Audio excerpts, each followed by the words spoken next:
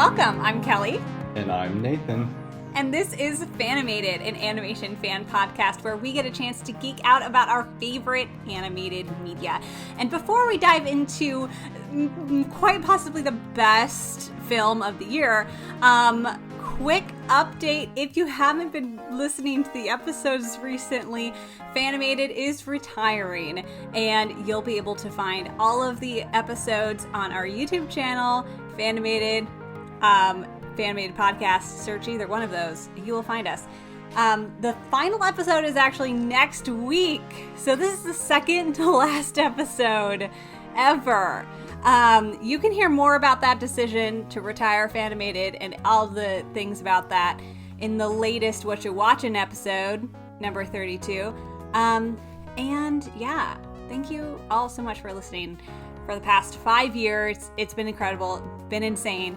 And I have given all of my recurring guests the choice of what to talk about for their final episode. And so I have Nathan here, and he has decided to discuss, honestly, the best choice he could have chosen, Across the Spider-Verse. So here we are. Nathan, did you see this in theaters? I know the answer to this. Yes, I did. Okay. We talked about the first Spider-Verse film several years ago. And was that our first episode? It was. Oh! So that's why we're starting and ending with Spider-Verse films. I love that so much. Oh my goodness. And I remember that first recording was like in our friend Cheyenne's basement? Question mark? Was that right? Yeah. Yep. I didn't have a mic, so we had to like meet up in person and share your mic. Share the mic. Yeah. As our friends hung out and we talked about Spider-Man in a basement for an hour and a half instead of hanging out with them. Oh my goodness, that was so funny. And then look at us now. Bringing it all back around for more Spider-Verse amazingness.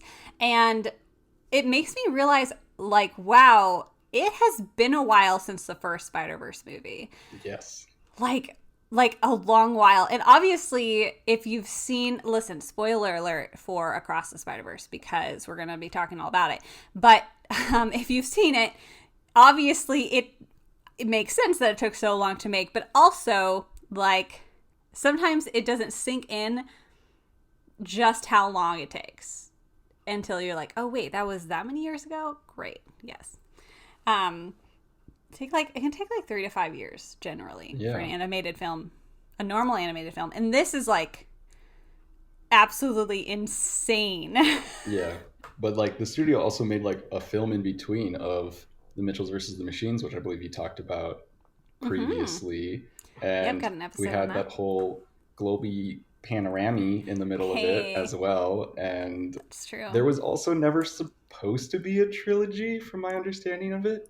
Like not originally. Not originally. So But they jumped into planning for this one, at least the writers did, I think, right away, just because there was so much traction. Whether or not that actually got started production-wise right away, probably not. But we're glad that it is getting the trilogy treatment, because like the first one, and you can go back and listen to that episode where we talked about it, but like the first one literally absolutely blew my mind, because I was like, this is it. This is what animation should be doing right now. Like really stretching the boundaries of what technology can do. And so, like it's so exciting that this guy, is getting 2 more sequels, this and the next one. But also, I'm going to be honest, let me know your thoughts of what you thought like going into this one. But I was kind of nervous that it wasn't going to have the same impact that the first one did, because the first one was so like completely threw me off guard. And so I was kind of afraid that this would be like, they're going to try, but they're not going to be able to wow me. Yeah. I was wrong. I was super wrong. Yeah, you were kind of scared that like it wouldn't have that like new factor of just like, oh my gosh, I've never seen anything like this before. And now it's like, oh, I've never seen anything except for the previous movie like this before. Exactly. Right? Yes. But the thing that they have going for them that makes them able to do so much with it is the fact that their characters are going to different universes. It's across the Spider-Verse. And that, I think, was the ticket for them to have the freedom to do everything they did with this film. It is amazing. Yes, Amazing Spider-Man. Different film. But yeah, I think even from the very start of it, of them kicking it off in Gwen Stacy's world instead of Miles Morales's, and like, oh no, this is going to be a different like focus of a movie. We're going to be telling a different story here. It's going to be new and exciting with simply the same backdrop and characters that you've known previously. Was a really good choice. I really enjoyed it. I got so excited as soon as that started happening. I was like, yes, my favorite character, main star, here we go. Yes. And so I was very excited right from the get-go about what was going to be presented to me. Good. And was there anything going into the film that you wanted to see or were expecting to see? I was expecting more stories about people other than Miles, and we definitely got it with the whole Gwen Stacy arc. Definitely. I definitely knew there was going to be more Spider-Men and women and animals and inanimate objects. Yeah. There's a lot of different spider people. But the sheer scale of the number of them was outstanding and unbelievable. And then the fact that they've sort of like swapped out the other like party members per se with new characters, I thought we would stick with the same like Miles, Gwen, B. Parker, Noir, Penny, Spider-Ham, but like half the party is gone, and now we got new people. So yeah, and the people you do see recurring again, like barely in it, really. Yeah, they do so much more focus upon Miles and Gwen's like relationship, which is like wonderful and feels a lot more grown up than just like high schoolers in a movie, right? Like, oh, you're the two high schoolers in a movie, now kiss. No, it's not like that at all. No. There's a lot more nuance, which is appreciated. Yes. Yeah. With so many, like both as a technological feat of like having so many different spider people in the movie and like all at the same time, right? Like there's a scene where Miles is getting chased by all of them and you're like, how, what is happening? It's so good. It's so overwhelming. Yes, and it's just like for them to be able to accomplish that is really fantastic. But also just like being able to, see just like so many different fun iterations and getting to know some of them a little better, like Spider-Man India, super cool, and like uses different moves and like all of the different worlds are great. Do you have a specific? Obviously, I think we all know that Gwen Stacy's your favorite. Yes. I don't think that's a question, but do you have, aside from Gwen and Miles, a favorite of all the different spider people that we saw? I think Hobie's got to be like the best new Spider-Man of Spider-Punk. Like, everyone was instantly obsessed with Spider-Punk. Like, literally the only criticism I have about Spider-Punk is I had no idea what he was talking about, like, most of the time. Me too. I was like, I need subtitles on, please. Please. He was essentially speaking a different language with all of the, like, slang and lingo and, like, Cockney rhyming schemes and, like, whatever jargon's happening. And I'm pretty sure it was designed like that. Like, he's supposed to be overwhelming and in your face and not, like, well understood. But just everything from his character design to the way he was animated to his role in the story was just like shining star. Like, yes. He's the main character of his own story. Unfortunately, we're not figuring out what that story is right now, but I don't know. I'm excited to definitely learn more about Spider-Punk. That's for sure. Yeah, I would like. I feel like I don't know. I liked everyone a lot. I really like our very interesting spider villain Ooh, quite a Oscar, bit. Oscar Isaac, Miguel Yeah. O'Hara, Spider-Man Yes. 2099. Yes. Because he's like super creepy and also like is eating people question mark.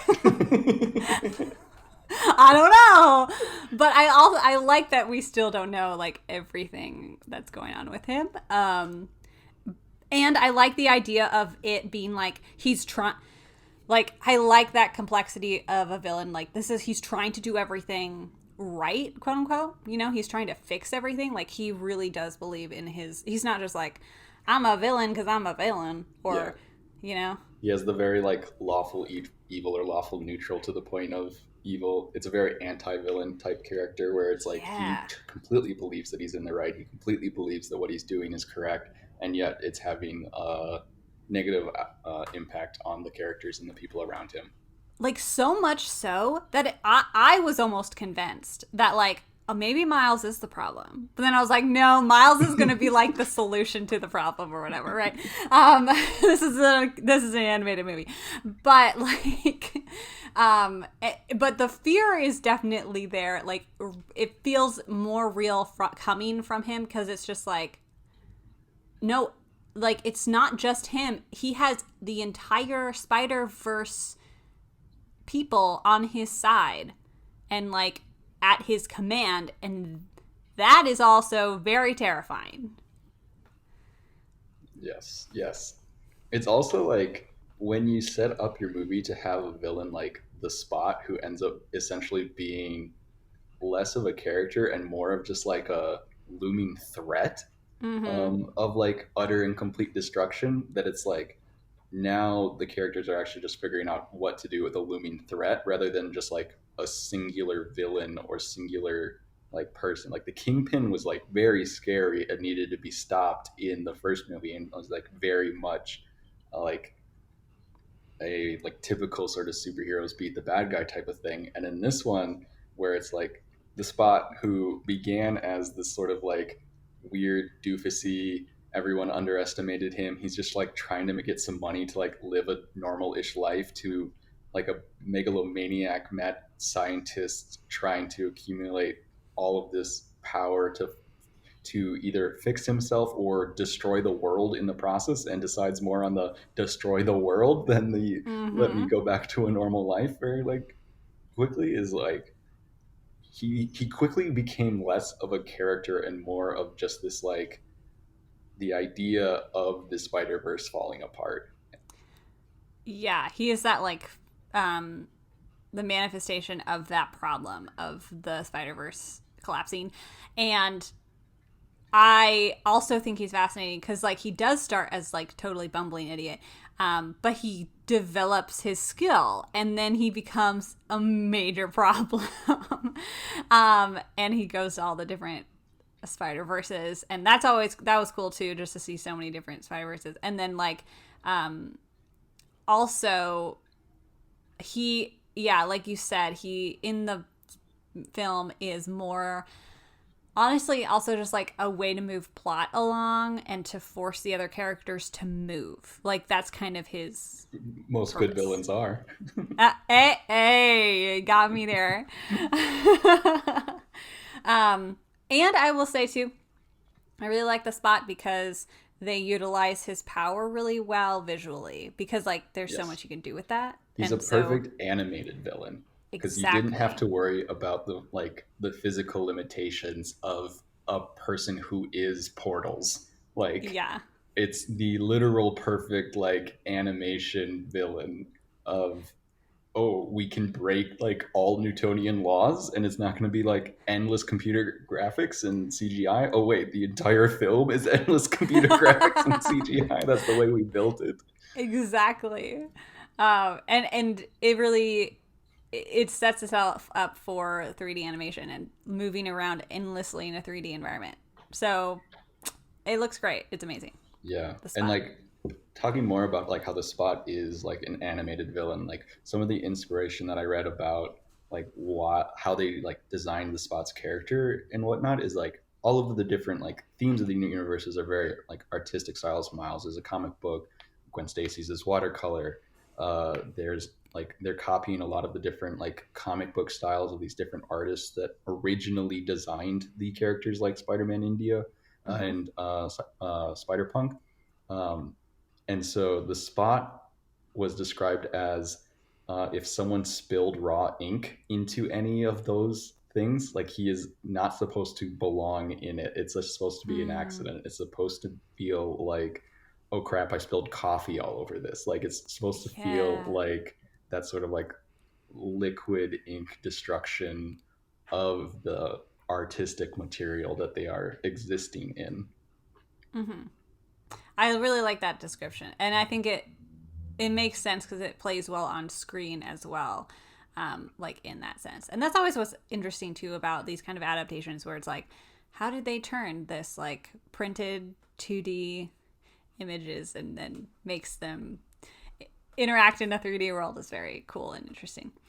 Um, yeah, everything about this movie stylistically and artistically is just so well done. Chef's kiss. Okay. So good. So good.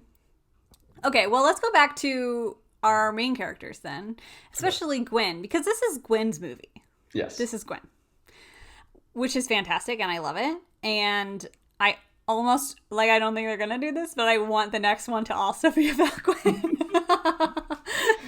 Yeah, it'll be really interesting what the next one is about. But yeah, Gwen's story throughout most of this is all about her sort of like relationships between like what happened in her own world with her losing her Peter Parker to his um, accident where Peter Parker became the Green Goblin as a sort of giant lizard or a lizard, the Lizard Man. There's various names that he will have.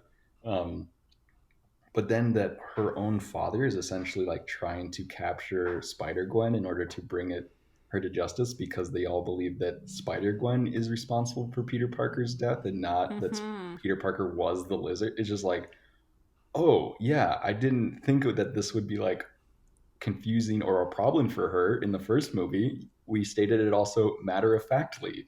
And so just Yeah. being able to explore that is amazing and wonderful. Um, and so then she gets recruited into the like Spider Society by Miguel and Spider Woman, who, oh, we haven't mentioned Spider Woman yet. Spider Woman's Immaculate amazing. pregnant black woman on a motorcycle. Yes. Who is designing these characters? They deserve raises. I don't know. Honestly, everyone does. Yeah. Plus the single like most interestingly designed villain of Leonardo DiCaprio or not Leonardo DiCaprio, Leonardo da Vinci styled vulture. Oh my gosh! Mm. Of just like, Oh, that was so cool. and it's the first thing that happens in the like movie. I mean, the entire opening, let's Yeah. just say, like the entire, I mean, it's not, is it an opening if it's like 15 minutes long? But like, it, I, like, immediately, all of my fears vanished of, was this going to live up to the hype? Like, literally, I was just like, the only thing I could say was, this is so pretty, this is so pretty. But obviously it's more than that. Like, my jaw was on the freaking floor. I didn't think that that this movie was going to be able to elicit this reaction from me again. But I was just like, this is an absolute work of art. What are they doing? What is this color theory? What is happening to these characters? What is this? I am so excited about this movie. Okay. And the first like 10 minutes are absolute perfection. Yeah. I can't. Yeah, and their choice to put it in the Guggenheim in New York, like everything about it was just like, oh, this is art. This is art, and we're at the art gallery. Yes. Yeah. I like, you can stop, and this is true throughout the whole film, but like, you can stop at any point. Just pause it. And it's like, yep, that's a piece of art. Yep, that's a piece of art. It's so good. Yep, It's it's so so good. good. Yeah, And they really do such a good job of like pacing throughout the film, but like at the beginning, like really, like you get these like softer, slower beats almost. Like this opening is slow, but like in a good way, and like in a way of like I care about Gwen and her father's relationship way. And then it's all of a sudden, bam, here's this huge action sequence. Phenomenal. Amazing. And then when she leaves to go with them to the other verse, Spider-Verse, then yeah, like you like get it. Yeah, it's like Nuevo York or something, New Age York. Something. What did I put? I don't remember. Um, but yeah, Yeah. the 2099, that's not 2099 because Right. it's Because different. he But destroyed that one. yes, technically, Or it was destroyed by something else and it wasn't his fault that it happened. I don't know. him being Miguel O'Hara, Spider-Man Yes. 2099. Um, yeah, the lore of this Spider Verse stories is like inspired by all of the Spider-Man things, but is also its own thing. So it's like kind of be Mm-hmm. hard to like, oh, this happened. And it's like, well, it was inspired by this event, but also Yeah. not an expert. So No, I do not claim to be any sort of Spider-Man or comic expert at all. Zero amount. I don't even claim to be an animation expert. I'm just an animation fan here to geek out with all of y'all. yeah, but then finally Miles gets thrown into it. So we have this whole opening sequence with Gwen, right? And then we get to see what's happened to Miles, and it's he's grown taller. He has a new haircut. He's a lot has changed in the last 6 months to a year from the previous. He's sort of kind of like making it back into school, but is still trying to like figure out how to balance it with being a superhero and Mm-hmm. like is kind of lonely as well now that he's lost all of his spider friends and like he doesn't have Yeah. the mentors around him and trying to like mend this relationship with his dad, and there's like a whole bunch of like his dad and Spider-Man having this like deep conversation about like how to handle Miles, and like you can see that Officer Morales has like a bunch of respect for Spider-Man, but has like very little like patience and respect for his own son, and like how kind of strained the relationship Miles has with his parents has gotten. Um, Mm-hmm. Yeah, he has a better relationship with his dad as Spider-Man than as himself. yeah, which is like tough and hard to watch and like Mm-hmm. very difficult and weird to navigate. Because he wants to tell him like so badly, and you can like see that over and over again of just like, Mm-hmm. come on, if you just tell him it'll work out, just, come on, just do it. And it does the whole Exactly. Spider-Man thing of Spider-Man can't tell anyone, and you're always so pissed about it. At least, Yes. at least I'm And it pissed. always works on me as an audience member. I'm always like, gosh dang it, tell them I'm on the edge of my seat. Just do it. Anyway. Yeah, but he has this big fight with Spot that he can't really solve and figure out, and then the Spider Society comes to start investigating Spot, and he catches on to it and is like, "Oh, you guys are back for me?" And they're like, "Yeah, we're back for you. How you doing?" And like weird Yeah. about it and stuff, and they're really like not there for him, and he feels doubly betrayed and left out. Like Mm-hmm. Miles has definitely got sort of the short end of the stick, and like is went from being like the very like main characters to suddenly being not involved with everybody, and kind of starts being a nuisance about it. Yeah, getting up in everyone's business, and everyone's like, "Wait, are we allowed to tell him about anything? What's going on?" And obviously, that's hard for Gwen because, like, they're like, "Don't talk to him" and stuff, and she's like, "Well, I want to, so I'm Yeah, going he's to." like legitimately the only friend I've had since my boyfriend slash best friend was murdered, um, which is Yeah. Which is incredibly trauma she's still trauma. working with. Yeah. Yeah, really difficult. Uh, Um, and so then they start jumping universes, and everything starts falling apart around them. We yes. get introduced to the canon events, the death of Mm. Uncle Ben over and over and over and over again. The whole idea of a Spider Man story having to have these beats and it's Mm-hmm. very meta and very weird and very multimedia Oh and yeah. involved. And so there, as a fan of Spider-Man, you're kind of sitting there like, yeah, we know this, but the spider people don't know this, but Miguel knows this.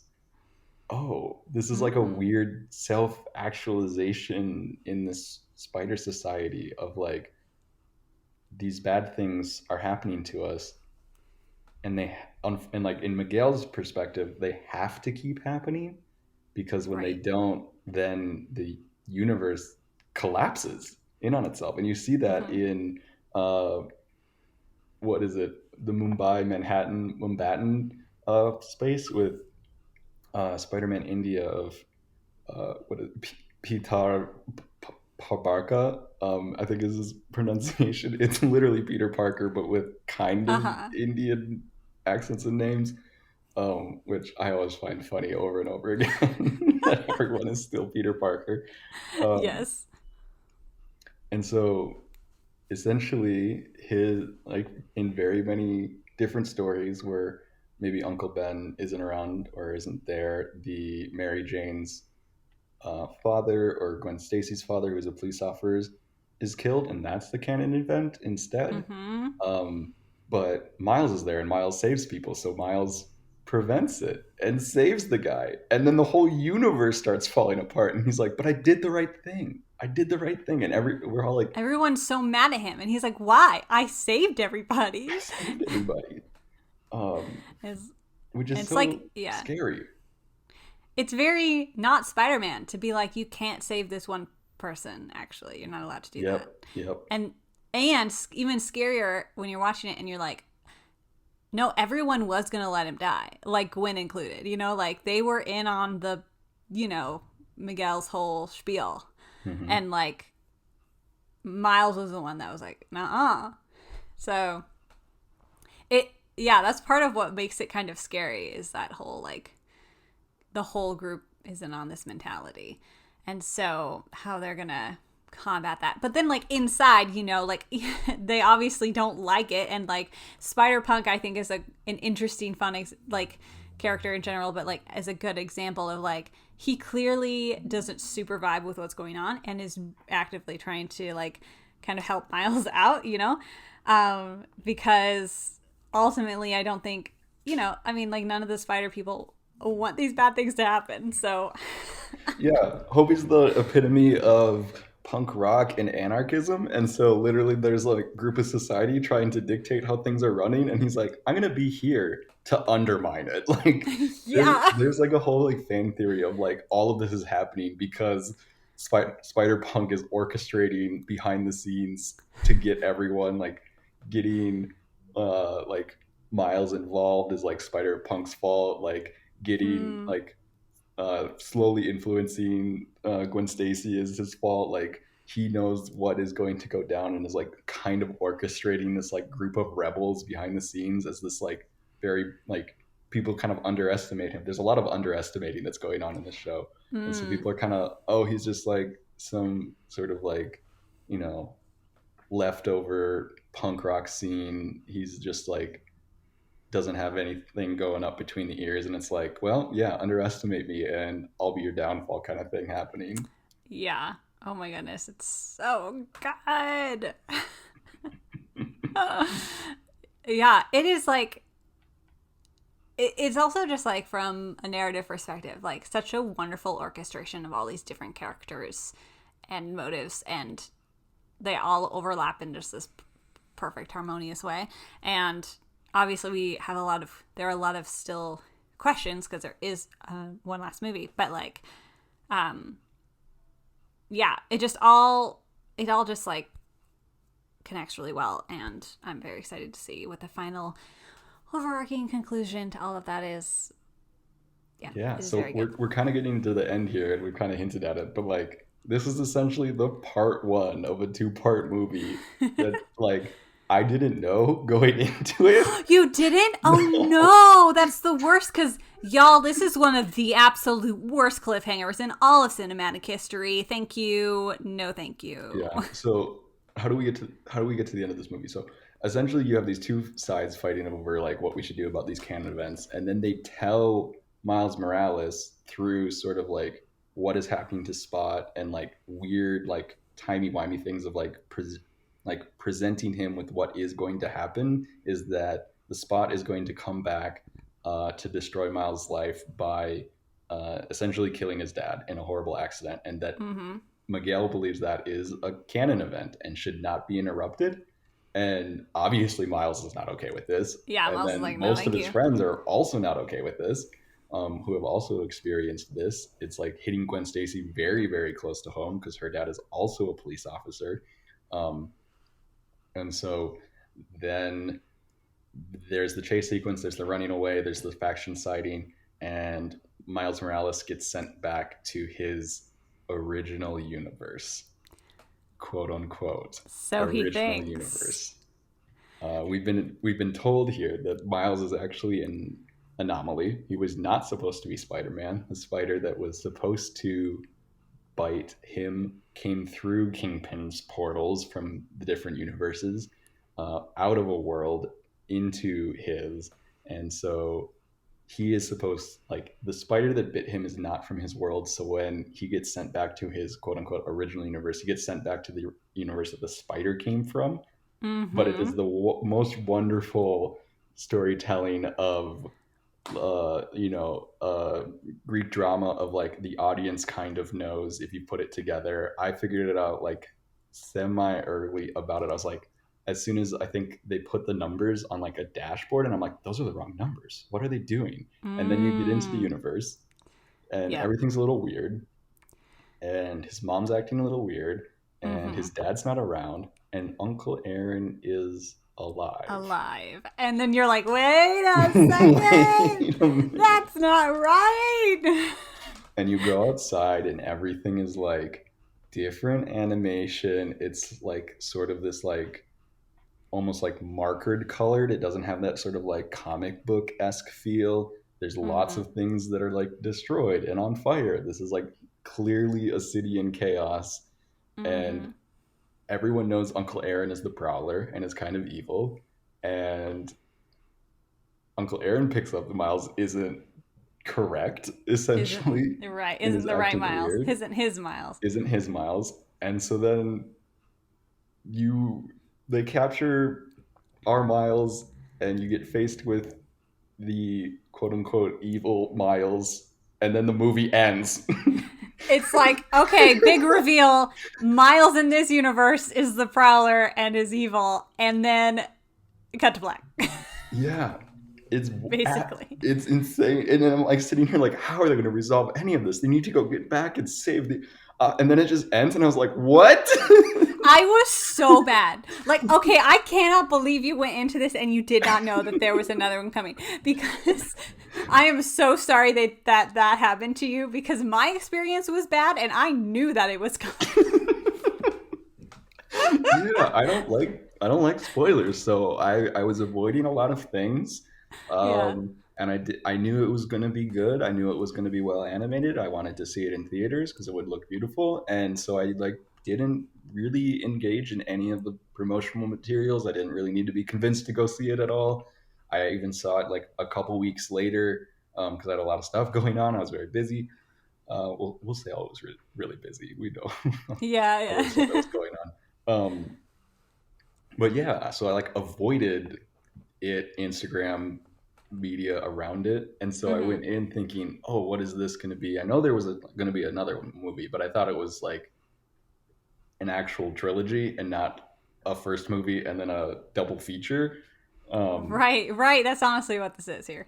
and so, dang, what I just just angry noises. That's how I felt too. And unfortunately, truly unfortunately, I didn't make it to see it in theater. That's on me. But still phenomenal. Um Watching it from home. And I was so mad when it was over. I was like, "No, you can't end it like this. Please, please no." Because I it just went by so fast because it was so good, and then you're like, it can't be over already, and you can't leave me hanging like this. And I'm just, it like does, it makes me like viscerally just like, I can't handle this. And yet that is what we do as fans of animation. We constantly wait, and We constantly wait for the next thing. But this will be testing my patience quite a bit, probably.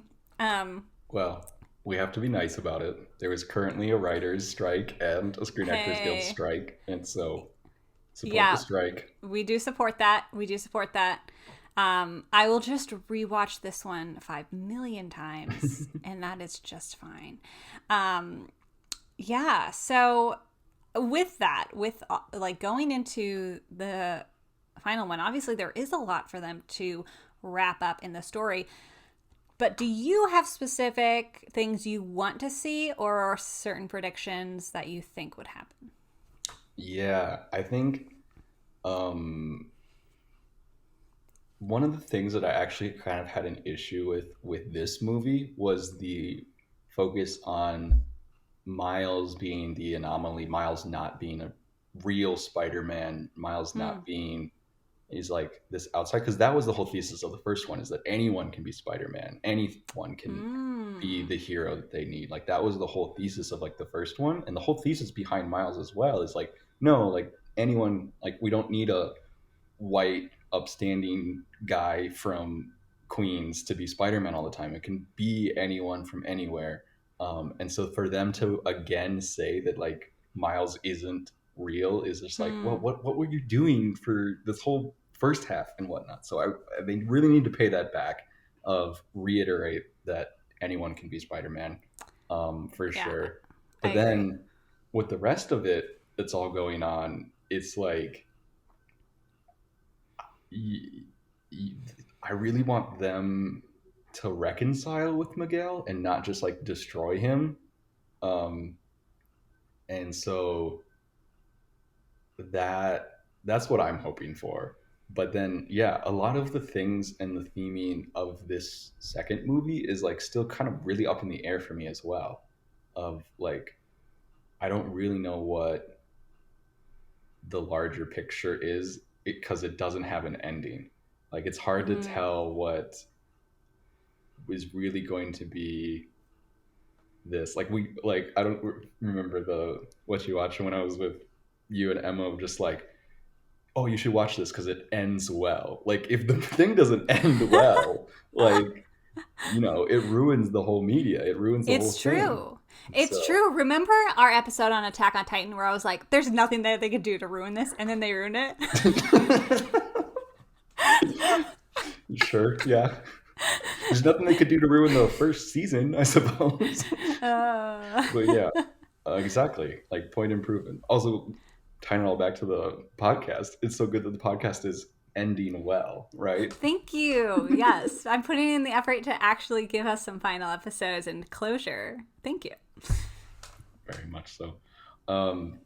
Yeah, and so that's all I have really for the next movie, I suppose. I usually don't make big expectations or things. I can kind of predict stuff with like I hope they reconcile with Miguel and not just destroy him, but I could see them easily destroying him and the Spot like at the same time and just being like, great, clean my hands of it, but it wouldn't be as satisfying to me.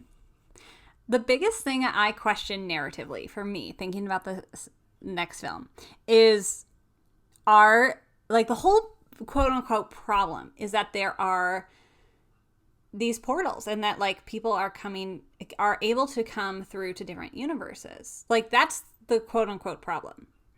But a satisfying solution would not be to just stop all communications and all traffic beyond universes, right? Because you want Gwen and Miles to be friends or more. Yes. And so so like so maybe it's something about how like they need to like there's some sort of like stabilization of the universes has to happen. But it also feels really weird of just like, if you don't have the canon events, do you have spider people? Like, Mm. Mm. like are you going to continue to have more and more iterations of the Spider-Man story if it is no longer the Spider-Man story? Like, that's like a metaphysical problem, I think, that Right. they're like presenting as well. What Um, makes the Spider-Man story? Yeah. yeah, and so then I don't know. I didn't wasn't even really thinking about that as the issue. I was just thinking about the Spot and Miguel as the issue. The issues are Sure. right in front of it, but you're right. Like the whole inability to interfere with each other's universes, even simply by like being there, is also a bit of an issue. Mm-hmm. Um, that would be wonderful to see them resolved. But then, yeah, my concern about it is like, how do you tell a Spider-Man story if every universe is at peace, right? Um, Right. Or do they? Okay, yeah, it's either they stabilize all the universes so that there can be travel between them, or they do decide to close it. It's really sad and dramatic, except for then Gwen is like, JK, I'm gonna come over and hang out with you in your universe forever. for whatever reason. Yeah, I don't know.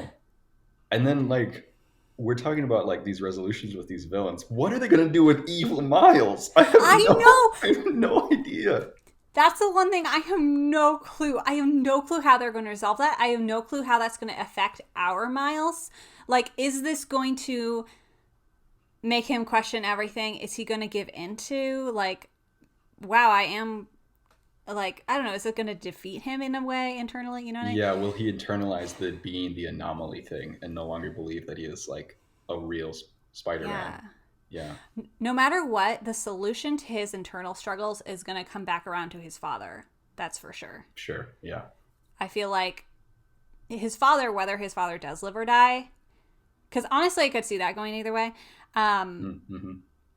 He is going to have a connection, like some sort of connection with his father. His father's going to say something to him or something that's going to be able to get him out of that. Because, like, right now, at least, Miles is honestly, like, besides, like, being captured and everything, but, like, internally, his internal struggles, like, he's still trying. He's still trying to be Spider-Man. He's not, like, super affected by it. But I feel like his interaction with his other evil self is going to affect that and break it down a little bit more. Because again, hero's journey, he still needs to get to his lowest point before he can rise back up. Mm-hmm. So we still have not seen the worst of what's going to happen to Miles before the story is over. Yikes. That does not Hey. make me thrilled about the next movie. You know, just so everyone can get excited for that. Yeah. Let's go watch the movie where Miles hits his lowest point. But Yeah. then he's going to have the dramatic rise to the finish, and it's going to be the climax. It'll be great. Yeah. But it is a Spider-Man story. Well, I'm always a fan of some bad things happening, but overall, everything ends happily. That's a Spider-Man story.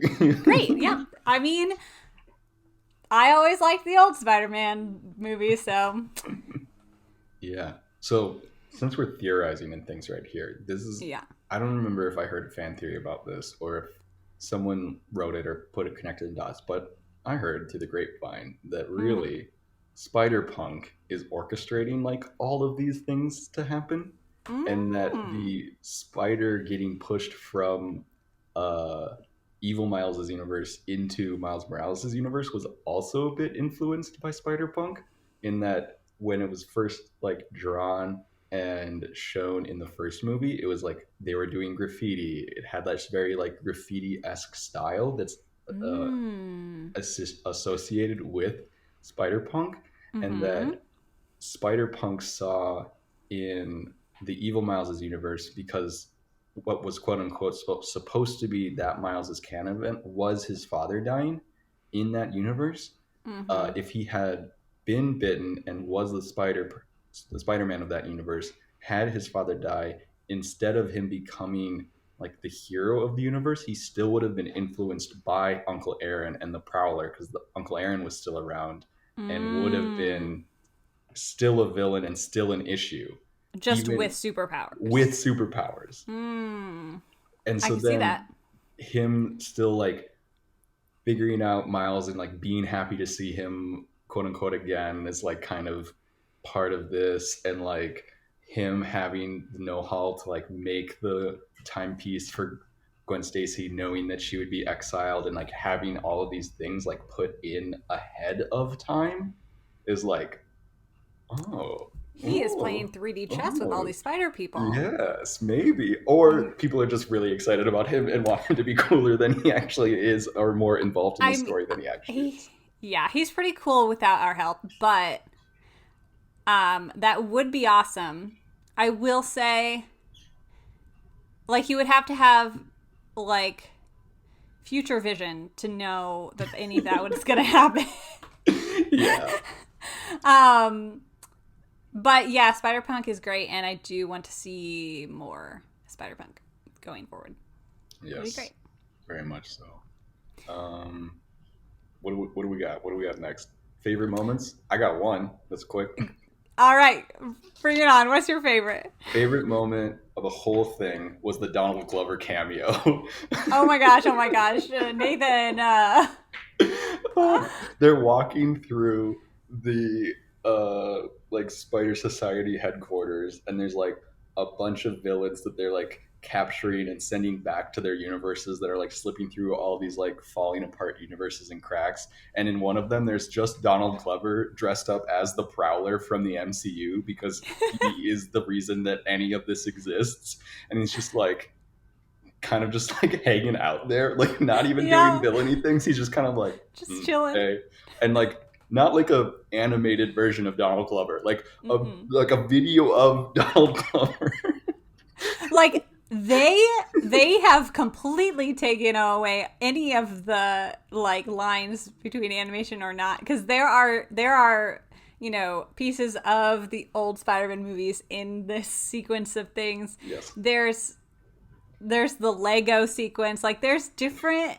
They've really done anything that they want with this, and it's great. Oh Speaking yes. of the Lego sequence, that's probably one of my favorites, because we were just talking like, yeah, it was animated by this kid who reanimated the entire first movie's trailer with Legos, and then everyone at Sony saw it and was like, okay, well now we have to hire this kid to do something in the next movie, and he did, and it's great. Is so funny, and like also so weird, but it has that perfect like kind of like Lego Batman style humor where it's just like things are falling apart and there's the funny like fish bricks or whatever's going on. And there's the sound effects that are made by like a person, like going vroom vroom or pew pew. You know Yeah, what I mean? playing I with Legos, love that so much. the little like kid's voice making the sound effects. Oh, it's so good. That's like my favorite joke of all like Lego movie uh, scenes where they do that. It's just like it always cracks me up. Anyway. So I did really like that. That was a fun, like, there's so many of those fun little moments though, because things are moving so fast. There's so many different universes. You're just like, whoa, everything is amazing.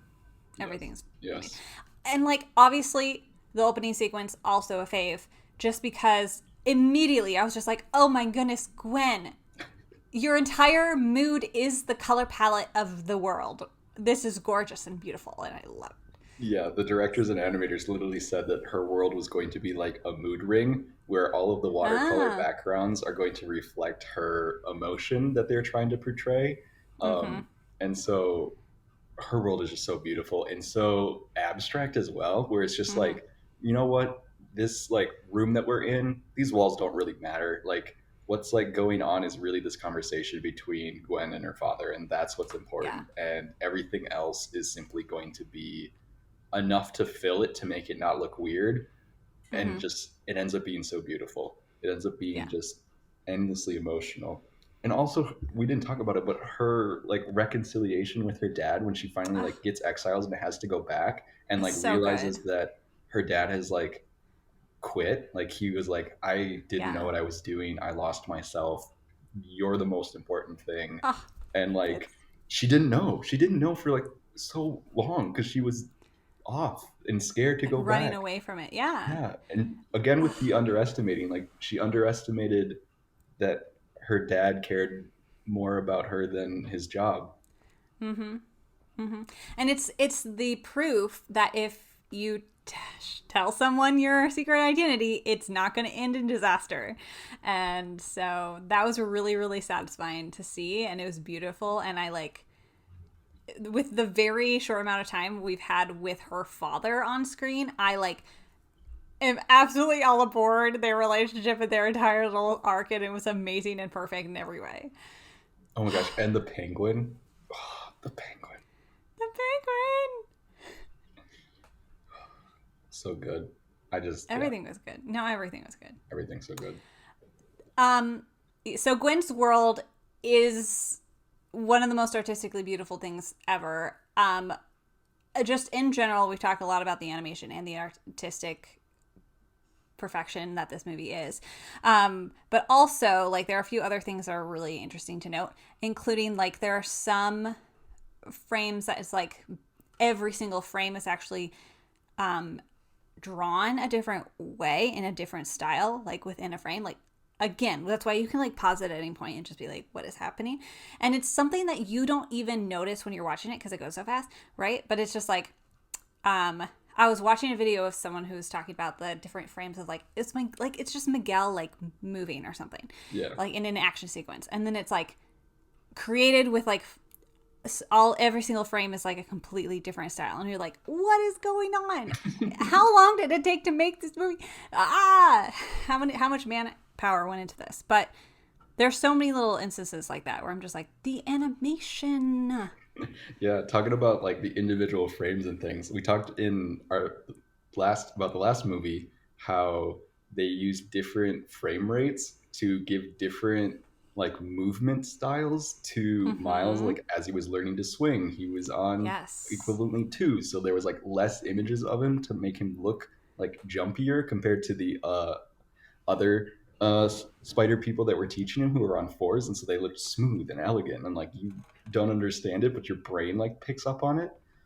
They did that trick again, but with a singular character and multiple aspects of that character. So, like, we haven't talked about Spider-Punk enough. Spider-Punk's outline is on 4s, so his outline is smooth and is, like, moving fine, but then his base coloring is on 3s or 2s, and it changes. And so you have this weird juddering of his color structure behind his outline that's, like, weird and hard to look at. And then his guitar that he has with him all the time is on 1s Oh or my 2s. goodness. And so it's like his guitar is even more juddering than, like, everything else about him, as he, like, weirdly kind of, like, slips and moves in between the animations, because he, like, technically, like, isn't animated. He is graffiti that's used to being in one place, and so for him to, like, move smoothly, like, isn't a thing. And so it's just like, so they keep doing these tricks within a singular character at this point to give him a look and feel. The amount of detail and thought and work that goes into every single one of these worlds and characters is absolutely unbelievable.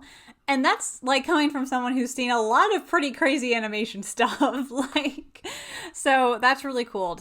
And it is, like, as an audience member watching Spider-Punk, you're like, this is weird and good and wow. And everyone loves Spider-Punk. And so do we, clearly. I also messed up all of those numbers. They're actually reversed. What? So the outline is on 1s and 2s, and the guitar is on a whole bunch. Well, you get the gist, everybody. You get it. Listen. Y'all don't come to Fanimated for, like, scientific accuracy.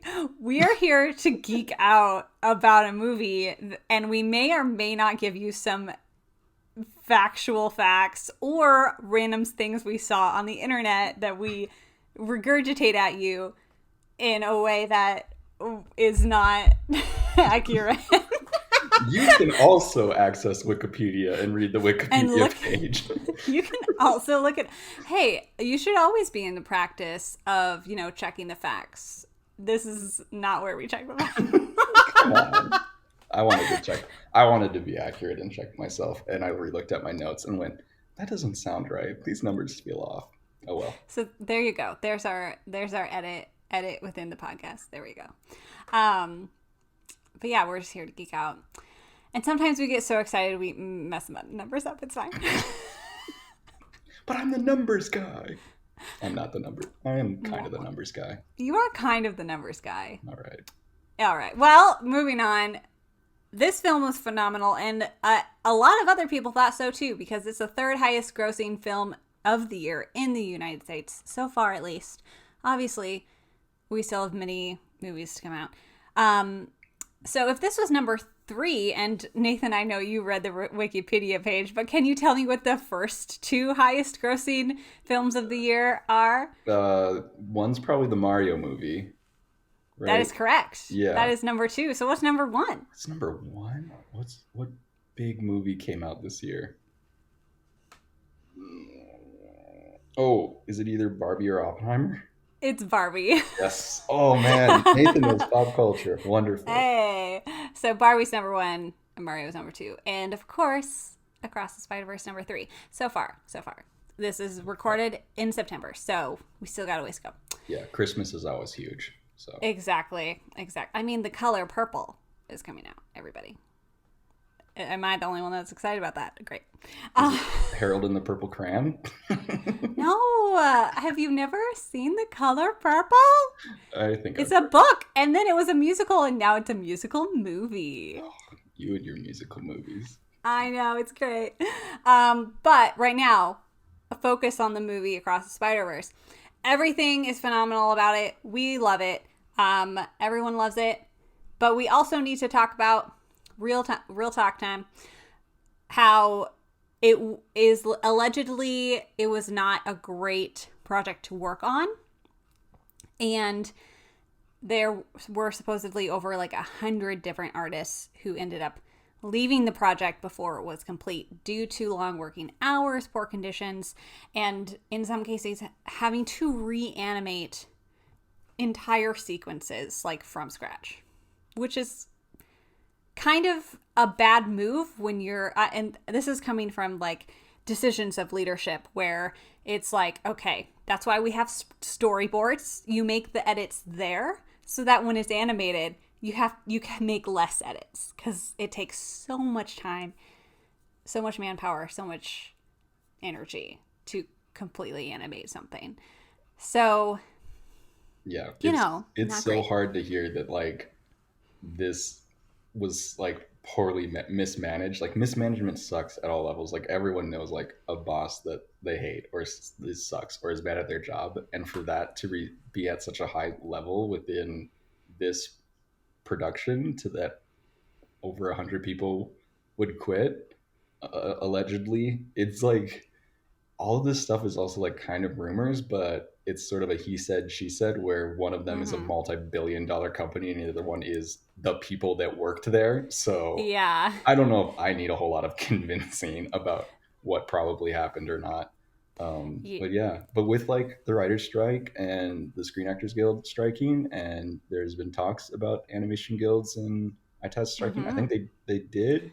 Maybe. There is at least one, I think, Cartoon Network animators possibly that are trying to strike or unionize and get some things taken care of.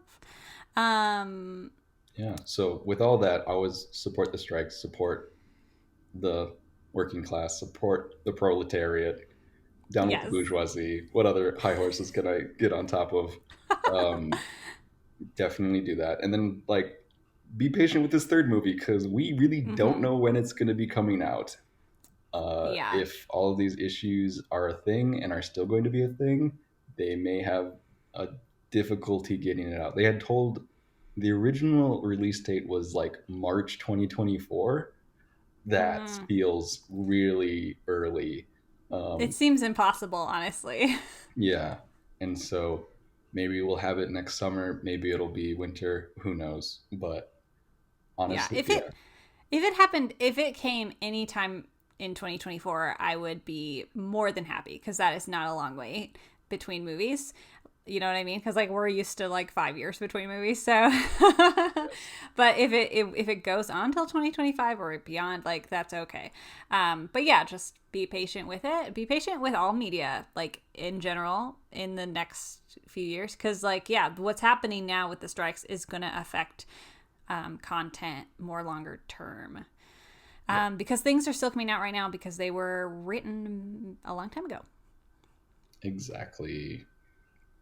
But yeah, you have this great movie to rewatch a million times, so not a problem.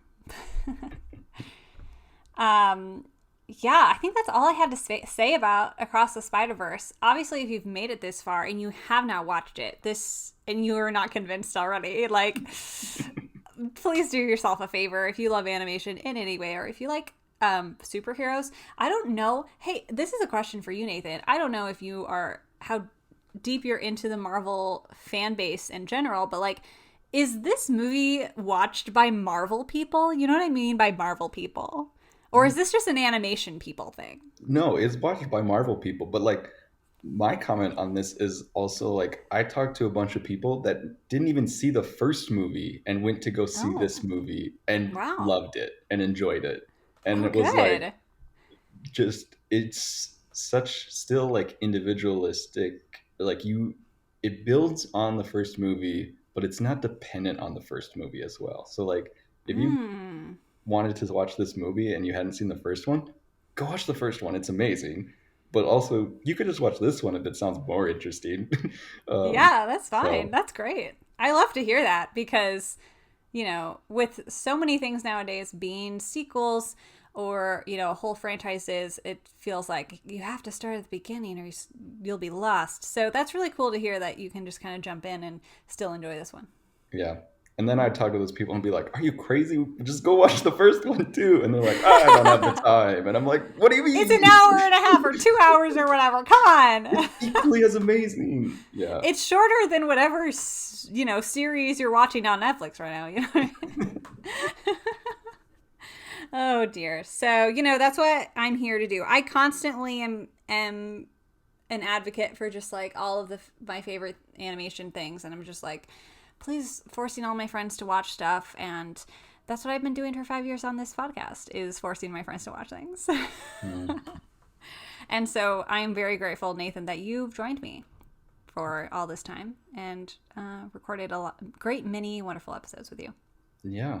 We started with some Spider-Man, watched a bunch of anime, and now ending it back with Spider-Man. So Ah, yeah. it was a wonderful time. Happy to do it. Yay. And thank you all for listening for 5 years. 5 years is a long time, and I'm still wrapping my brain around that. But remember, subscribe to the Fanimated YouTube channel. All of the episodes are there. And if I have more to say, which I would be shocked if I didn't have more to say on animation sometime in the future, I will be posting videos there at some point. Who knows? Maybe. I don't know. Don't hold me to anything. So we appreciate your support and love for the show. As always, the music is written by Jamie Krause, who will be my guest next week for a very exciting final episode. The art is done by myself, and you can continue to follow me on Instagram at CandorDraw if you want to see what other creative things I'm up to right now and in the future. And yeah, thanks, Nathan, for being here. This is really exciting, and what a fantastic final episode with us. Yes, yes, yes. I love superheroes. Yay! And who knows, maybe when the third one does come out, we will have to have a discussion about it. I don't know. I'm not promising anything, but maybe, because I feel a little incomplete leaving us at the second one. Yeah. Well, many of my favorite things. Patrick Rothfuss has 2 out of a 3 trilogy, so... So we'll see what happens. And like always, we will, as animation fans, we will continue to wait on everything. Wonderful. Well, we will chat with you next week for the final episode. Make sure to listen. And as always, stay tuned. And stay animated.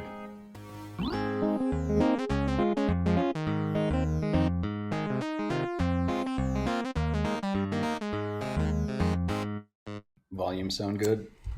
It does sound good. All right. Sounded I good. know we always on get my end. louder as well, so. I know. It always is like chill, chill. And then I'm just like, oh my gosh.